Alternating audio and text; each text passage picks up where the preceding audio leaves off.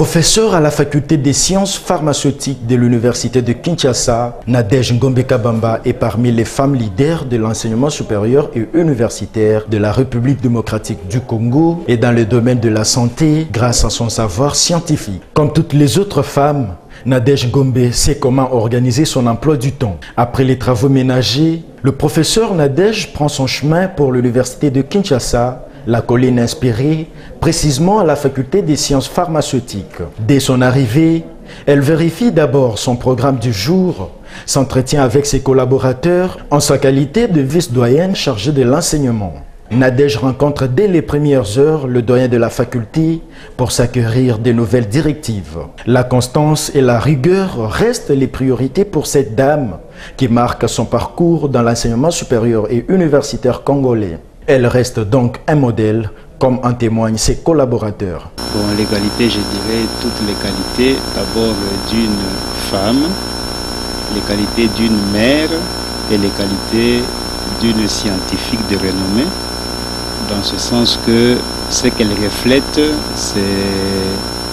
c'est digne de pouvoir honorer toutes les femmes qui espèrent un jour devenir comme elle, parce que c'est une personne qui est ouverte, une personne, je pourrais dire, qui est enclin vers le bien et vers l'estime des autres. C'est un peu ce que je peux dire en ce moment-là. C'est une dame qui nous inspire beaucoup vraiment. Voilà, elle fait de nous des futures élites grâce à son cours, grâce à sa façon de donner cours, ça nous enseigne beaucoup, ça nous inspire vraiment. Éduquer une femme, c'est éduquer toute une nation, dit-on. Le professeur Nadège Ngombe Kabamba accomplit sa mission lui confiée par l'université de Kinshasa, sa mère nourricière, à savoir l'enseignement, la recherche et le service à la nation. Tout ce que j'ai entrepris, partout où je suis passée, les postes que j'ai eu à occuper, si je me suis démarquée, c'est tout simplement parce que j'avais un seul secret, c'est le travail. Travailler, travailler et toujours travailler. Partout où je suis passée, je n'ai pas eu à entreprendre des démarches. Je n'ai pas eu à chercher des recommandations. Ma véritable recommandation partout où je suis passée, surtout au niveau politique, c'est le travail. Les différents supérieurs, les différents chefs que j'ai eus ont entendu parler de moi de par mon travail, pas par autre chose. En ce qui concerne la faculté, c'est vrai, pour être au niveau du bureau facultaire, membre du bureau facultaire, on passe par des élections. Mais pour être élu, donc il faut avoir marqué, il faut avoir convaincu les membres du conseil des facultés que vous travaillez. C'est tout simplement ce que j'ai fait, le travail. Et il n'y a pas un autre secret, il n'y a pas à chercher des recommandations. Et il faut aussi savoir que ce soit l'homme, que ce soit la femme, nous avons été dotés des mêmes compétences qu'il faut valoriser.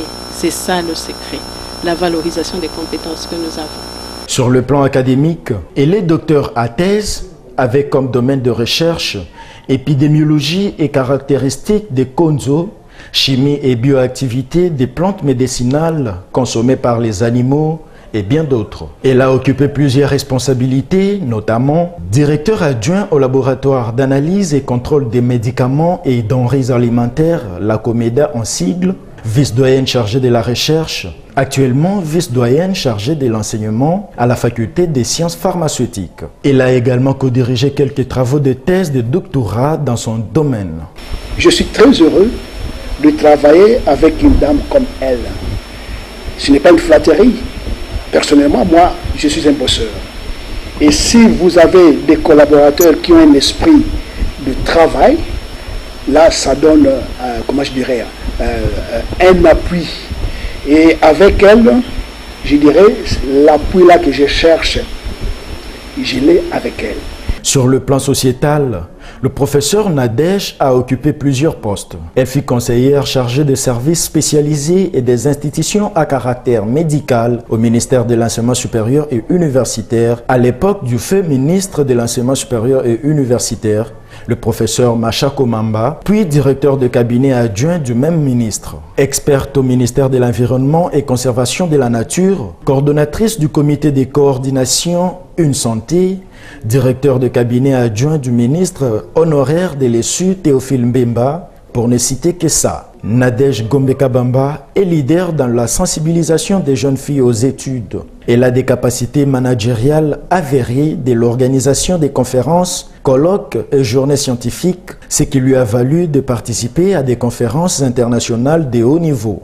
Elle est caractérisée par un sourire incontournable. Elle collabore avec tout le monde et traite les problèmes sans parti pris. Quand on parle des femmes en RDC, et particulièrement à l'issue, Nadège Ngombe-Kabamba est incontournable, un modèle à suivre. En ce mois de mars dédié à la femme, elle ne cesse de faire entendre la voix de la femme congolaise pour son émergence et la parité homme-femme dans le monde professionnel.